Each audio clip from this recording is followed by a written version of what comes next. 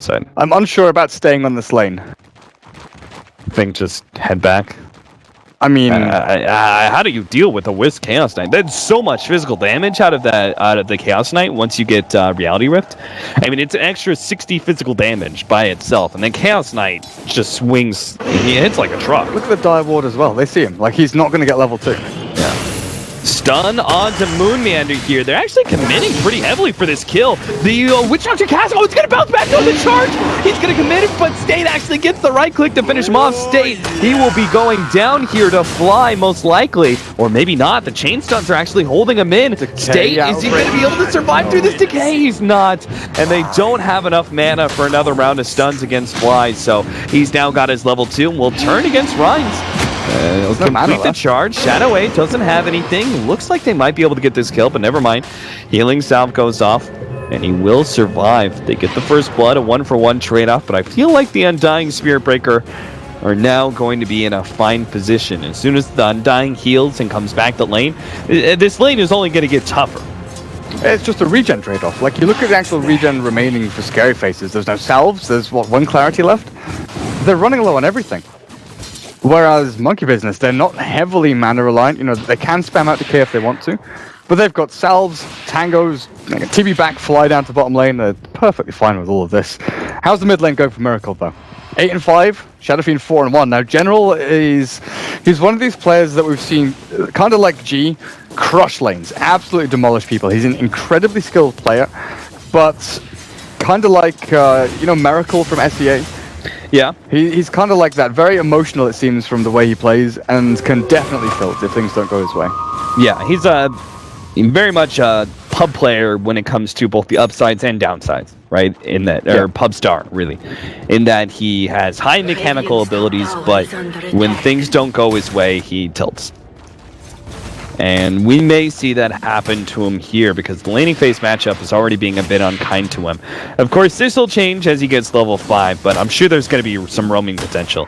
As soon as Templar Assassin hits level 6, and you have the Spirit Breaker with some decent levels, and then you're going to have Relocate as well, they can't afford to let this static laning phase draw out for very long on the side of SFZ, just because there's going to be so much mobility from Monkey Business to upset the way that the regular laning phase is going to go. Yeah, and once again, they've put themselves in this great position where they don't miss out on anything. You know, last game we saw Nature's Prophet plus the Slardar, where once Nature's Prophet was being mobile and looking to make up the numbers in other situations and other lanes, there was the Slardar to leech experience, get something out of the lane while... Ooh, they're actually going to get Miracle here. The bounce back cast, that was a little weird, but Miracle should be going down here to the race. Very nicely played by SFZ. State showed himself early on, but it's the roaming potential of Axmo that actually allows them to be able to get the kill. So him being shut out of that top lane results in a glimmer of kindness for the SF. And top lane, Tiny, he's, he managed to get level 2 up at top, moves to mid, gets to level 3. He's actually looking not too bad for the top lane Tiny. But yeah, once the Spirit Breaker moves from the bottom lane, Fly will then get his experience kicking in, push him up, and maybe get into the Arcane Boots. But Monkey Business this time around, a lot of their sustain comes from itemization. You know, Fly probably goes into the Arcane's mech, and then the Wisp, what do you reckon? Because there's no bottle rush for the... Well, there was no bottle rush for the Wisp. He's now got his bottle incoming. But Wisp builds kind of differ from player to player rather than situation to situation. Oh god, Venge! Oh, immediate Bash comes out. The stun is going to be here in time. And Zombie actually gets the kill. Unbelievable. Now the cat's going to bounce around. They're going to go for Moon Meander, but it gets the heal out from the Soul Rip, and the Tombstone survives long enough to slow these heroes down, but doesn't last long enough to actually give him the kill for it. Level 1 Tombstone takes 3 attacks to destroy, and it stood up for full duration. I mean, that was just simple Vengeful Spirit and the supports being out of position. Whether it's, the supports not communicating how far away they are, or the support's not coming to him when he needs to go to the side shop. Either way, that was just bad communication, and someone was definitely at fault there, perhaps both, when it comes to positioning. Dive up at top. Venge has come up here, but no tail. Stuns out. Wisp, Tether as well. He's going to turn things around. Doesn't have a stun for another 5 seconds, and Slaughter, who actually TP'd in, didn't have a stun either. I'm not sure how changing this laning phase is actually going to be beneficial to them, because now they have a Tiny up against 2 heroes, Undying and Spearbreaker, who can very easily go on him here. They're going to have the Tombstone out, slowing him down. If they get a bash, I think they almost guaranteed get the kill. But it doesn't look like the bash came out, and they're going to be forced back. But just a little bit of extra time underneath that Tombstone. You know, throw 1, maybe 2 more zombies. You get it some extra damage, especially against a hero who has no armor. The physical damage of the Spirit Breaker and even the right clicks. Stun comes out. It should be a kill. 2-second stun. Rhines is definitely dead. The minus arm from the Chaos Strike. Now, No-Tail has got himself Gloves of Haste before going for the Ogre Belt. And did he finish off Treads? No. Interesting. Boots into Gloves into Helm. So, going for that fast armlet? Yeah, Treads armlet, I'm guessing. Interesting.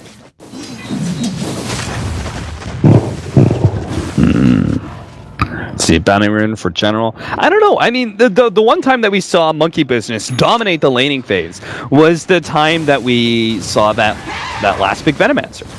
You know, and that was a very clear, like, oh, surprise, this is what's happening in your laning phase, you're kind of screwed. This game, I feel it was very obvious, like, from the get-go, what was going to be happening. The Templar Assassin didn't change too many things for me. SFZ going to be charged here in the middle lane. They do have the cask. If they get really lucky, they might be able to get the kill on Moon Meander, and sure enough, they got really lucky. A cast bounces back to them, and they easily have enough damage. Bunch of creeps around, but who freaking cares? Poor little Spirit Breaker. Now, TA doesn't have any big stacks, so Miracle's just going to make some of his own over in the large camp. Ancients, they're trying.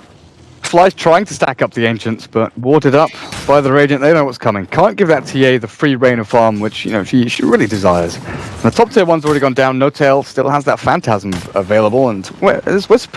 Wisp is closing in on level 6. So very soon we could actually see that first relocate gank towards the Shadow. I think Shadow Fiend is the big target here. Oh yeah, everyone else. 50 last hits. You need to kill him. Everyone else is just completely shut out.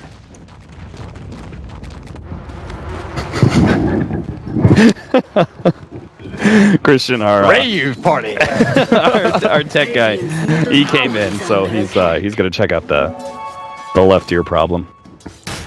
7.5 minute armor pretty much there, honestly.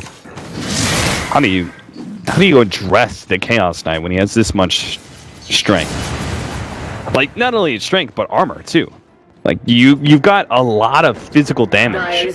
You're pretty reliant on the damage from the SF. This nuke is going to be physical damage. They're going to go on to General, 1-second stun. A bit unfortunate. Now they're going to be comboed down here. Chris going to be the target, SFD. They managed to get off the ultimate. That'll kill the Wisp. And General does go down, but it's going to cost No-Tail his life as he's unable to get off the armlet toggle. Now the turnaround, though. They go into the Tombstone, charge right on through. Actually hits 3 beautifully. Trying to stop Rise, though. Miracle is going to be stunned up. It looks like the traps are going to be enough to slow him down and get that kill on the Vengeful Spirit. A nailed strike to finish him off. 3 heroes of SFZ turn around and go for Moon Meander. Will be able to chain stun him, but he's got a charge. He's just too tanky. The cast goes out. The toss charge. Yeah, he gets away. Tower. Goes through the tower and it's gonna fly. It's gonna hit him. It's gonna kill him. He's got a 1. He's got a 1. Oh, he's got 1. Oh, 4-6. What? Oh, he's getting. Oh, Moon Meander outruns the tower shots until he can pop the wand. And oh my God, he found a regeneration rune. Unbelievable. How fortunate.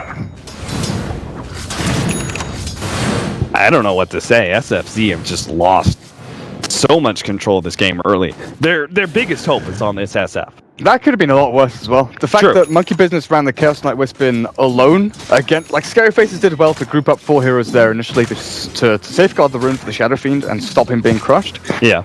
And then they killed the Wisp, moved on to the Chaos Knight, you couldn't armlet toggle, and then Monkey Business kind of trickled in.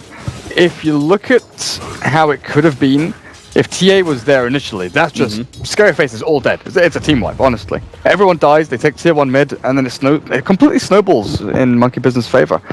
But now No-Tail and Crit, they have to go back to farming. They've got relocate available now, so that they could, yeah, they're grouping up. They're looking for state 21. Oh, but if they take 2 groups, they're going to be caught up by this cast. They actually go for the Tombstone play. They have the relocate. They do not get the lucky cast. It doesn't bounce anywhere. No, the toss, they're going to be able to get a zombie kill into the 1.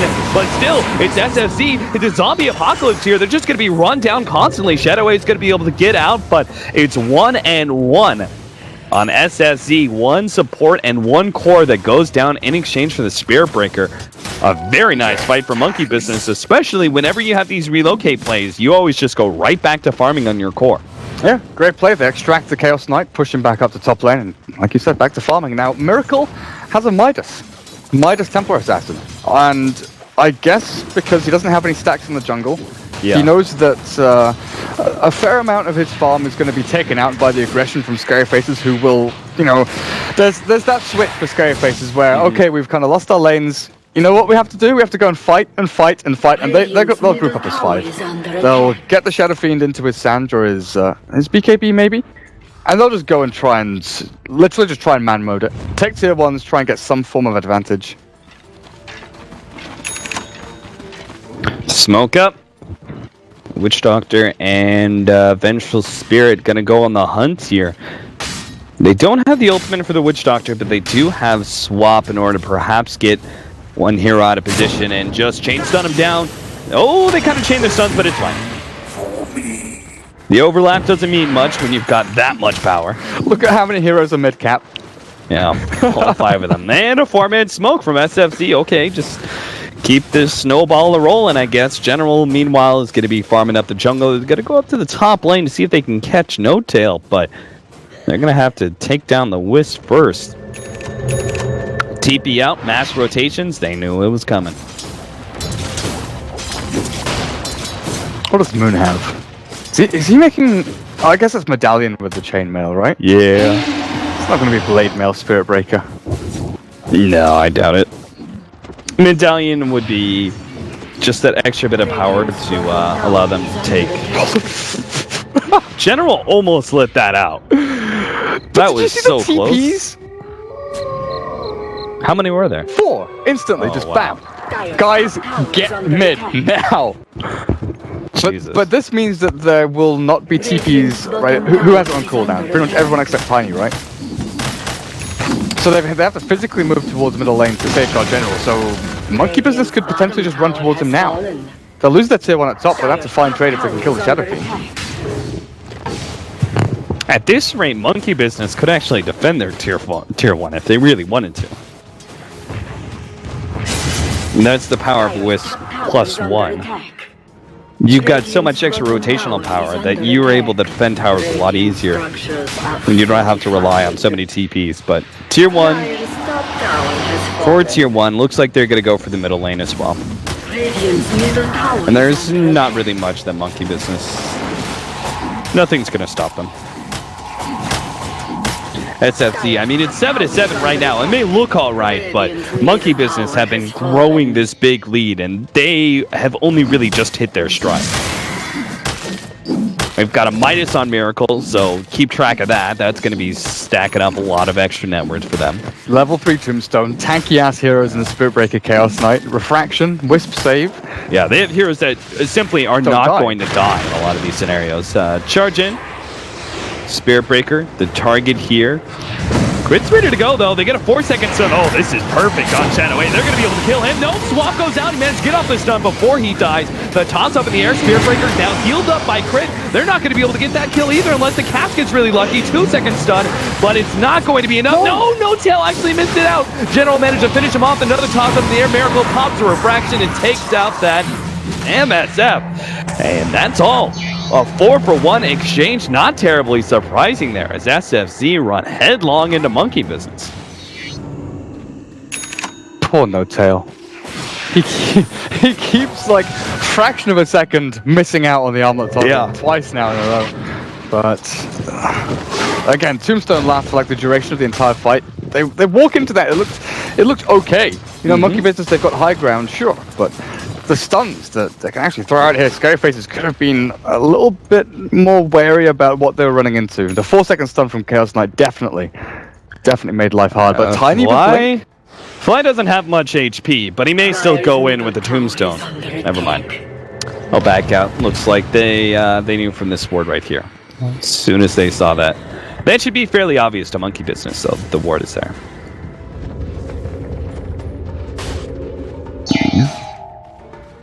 9,000 net worth on the team. Okay, Fly, that's a free pickoff.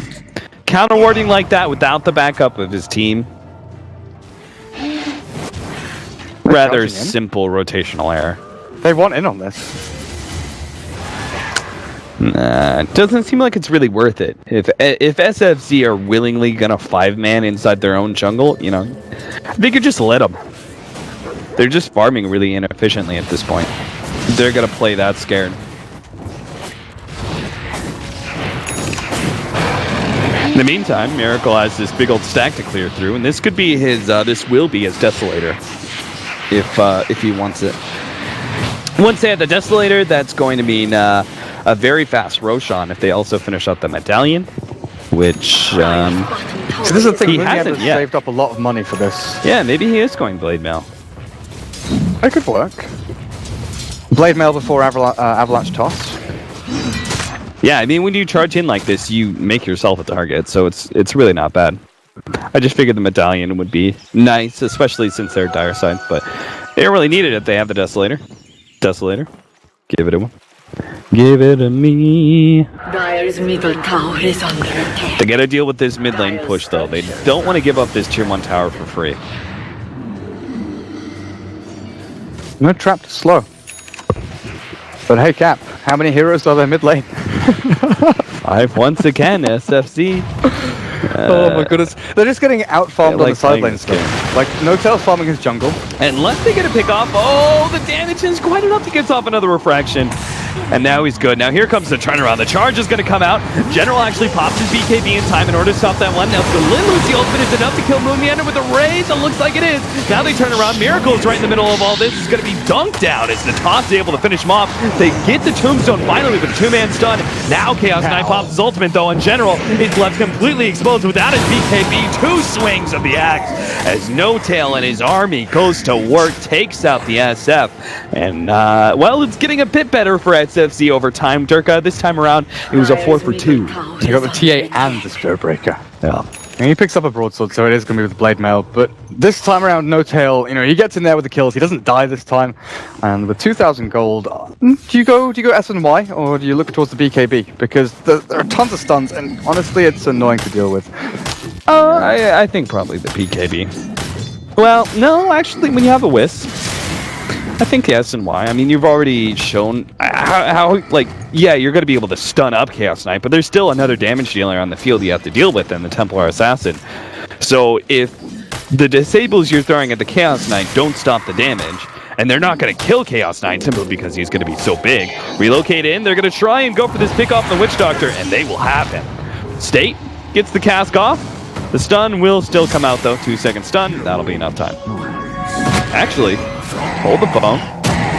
They're going to go for more here. No Tail's left behind by the Wisp, because they're going to be able to track down this Vengeful Spirit. The one-roll Venge is just not working. No.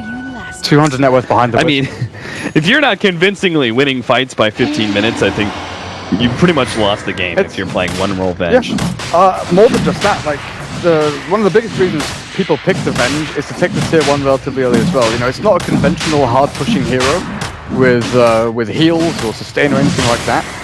But it's just to shove the wave. With Vengeance Aura, you give your supports, your range supports, you know, the Witch Doctor just to run into the tier 1 and force it down, Wave of Terror to force people back. But Monkey Business, they had that aggressive dual lane just to stop that. So Vengeful Spirit didn't get the early boost of gold from the tier 1 to really shove her towards some kind of snowball factor. So Tiny maybe makes up for this though. Axmo is 402 with Shadow Blade and Blink. Maybe we can see him getting in there with the initiations. Because a lot of this game does rely on the Tiny. You know, Shadow Fiend, sure enough, BKB, Requiem and Razors, magic damage galore. But Tiny has to start progressing towards his bigger items as well. Although, last time, I think, I'm pretty sure it was ScaryFaceZ. Last time, or maybe it was, no, that was during MSI Dragon Battle, never mind. We saw a Tiny in a dual offlane go into Blink, Force, Shadow Blade, and then very, very late go into the Agnum Scepter, and the transition just wasn't fast enough. Definitely something you have to watch out for with the Tiny is at what point you go away from utility and teamfight and actually think about late game. Maybe late game will never come. Yeah, I don't think it will. I don't think it will. Monkey Business just steamrolled over that Vengeful Spirit. They smoked up for it, but they got a core. They're going to be able to take a tier 2, and SFZ, I mean, I suppose it's early enough in the game that Vengeful Spirit isn't dead for that long, being only level 8. So I guess they can't push down the tier 2 tower just because it could be another 5 versus 5, but Monkey Business, they find another pickoff like that, and they could actually go uphill really early. Sword, they see SFZ. General spamming out his ultimate a little bit, I think out of boredom. Looks like Axmo's going to run into a number of heroes. The counter ward not quite catching him. And Ryan's, well, he's dead again? Yeah, charged, he's pushed back, 3 seconds done. No tail even BKBs for that. So they'll have to commit to the tier 2 tower if they pop that BKB. I think he expected a lot more out of that. Well, yeah, with the way ScaryFaceZ has been playing with the Save Your Buddy syndrome, where they see someone dying and they run in to try and stop it from happening. I would expect the same. Oh, he's trying to force out the BKB, but oh my god, he just tore apart that Tiny. Now he's going to be healed up as well. Crit's keeping him alive, as well as the Undying gets off a good heal. State's going to be targeted in the background by Miracle. He just goes in, 3 shots, that one. Miracle's going to be torn apart, but he does have the Aegis. Deltel jumps in, actually pulls Shadow A to the wrong side of that one, has to walk himself away the long way out. General managed to take out the Templar Assassin second time around, and so too does the Spearbreaker fall. They pull the Rhines over the cliff, though. No Tail has to bounce himself back out, though. General landed a raise. Shadow 8's going to come in, but they're probably just going to turn around on him, pop the armlet, and go for the kill. No Tail. Oh my god, that's just the wrong time for you to try that one. Once again, No Tail having some issues with his positioning and his armlet toggling. Starts off with a lucky bash from Mr. Moon Meander, but Shadow is still chasing this one down. The slow is definitely enough. You don't chase this one out anymore. That was all general though. That was the general show. Perfectly timed Requiem on top of the Aegis. A couple of raises out, well placed as well. But Monkey Business, you know, you said they've got to commit for the tier 2, but without your BKB up for the Chaos Knight, it leaves you so susceptible just to being nuked down. Popped his Phantasm pretty late. Miracle diving in behind tier 3s. Now we've seen this before from Monkey Business. You know, they feel very secure in the game and the way it's going. They know they have a good experience in gold lead, and they know more importantly that they have key items on key heroes. Because often we look at the sort of difference between teams, but if you look at the difference between, let's say, the Undying and the Slardar. There's no blink on Slardar. He's got no utility. There's nothing on the Witch Doctor that gives them anything. It's very heavily inflated by the Shadow Fiend up with 12,300. That's what's keeping them in the game, is the BKB Sanjanyasha Shadow Fiend. Whereas the Tiny with, you know, Shadowblade Blink Dagger, sure, gives them good initiation, and maybe they'll catch someone with this smoke. But where is the question? Because it's not going to be near the Roche Pit, maybe near the tier 1 tower in middle lane. But they're going to get scouted already. Stage shows himself. Maybe he can be delicious bait, though. They manage to get Fly. The stun goes out. They're also controlling Miracle, but the charge comes right on through. Hits 2. They manage to get the relocate back. Fly's going to be able to survive through that one. Shadow 8 gets a decent stun, but it's not going to be good enough as No Tail just runs right on through with his BKB. The Wisp got blown up, but it's going to be everyone else sacrificed to No Tail as he just cleans them up. They get General as well. Trap? Oh, well, no. Not quite getting it there. General. He has no TP. They know he didn't go west. They know he went south. Yeah, they're going to catch him easily. Yep. So General dead as well. That's going to be a full wipe in SFZ. This is certainly not the game for them. That's what happens when you don't dive tier 3s or tier 4 towers. Monkey Business. They've seemingly got this game in the bag. Now just perhaps wait on the next Aegis before they push uphill. I'm sure they'll take down the rest of these tier 2 towers, though. They certainly have enough strength to do so. Radiant's bottom tower is under ScaryFaceZ, they just need to blink on the Slardar so badly. It's imperative for him to have that initiation tool. You can't rely entirely on the Tiny to do it. Because if the Tiny's the one jumping in, he's going to, sure, get the Avalanche Toss set up for a Cask or a Death Ward or something, but his life is forfeit. And, that's Smoke. Yeah, that's going to be swapped there. They're going to try and fight around it, but he managed to get off his ultimate. No-Tail's going to be able to turn and fight, and it looks like that damage just doesn't do anything. State, he gets off a good amount of damage from his ultimate, but No-Tail's just so damn big, it doesn't matter. So they easily stay alive there. And it looks like an extra one's going to be run down. Axmo blinks himself out, but still run down by Moon Meander, who has an ultimate ready to go. And ooh, Never ever. Triple kill. Never ever. All right, time to push uphill. No need to wait for the Aegis when SFZ gets caught in a nasty fight like that one. General gets brought back into the charge. Good game, well played. General will call it for his team, as he was the only possible hope for SFZ to be able to come back into this game. Everyone else just not looking up to snuff. From laning stage till that first Roshan, sure enough, a couple of dives from Monkey Business, but full control of the game. The Slaughter had no room to farm to get into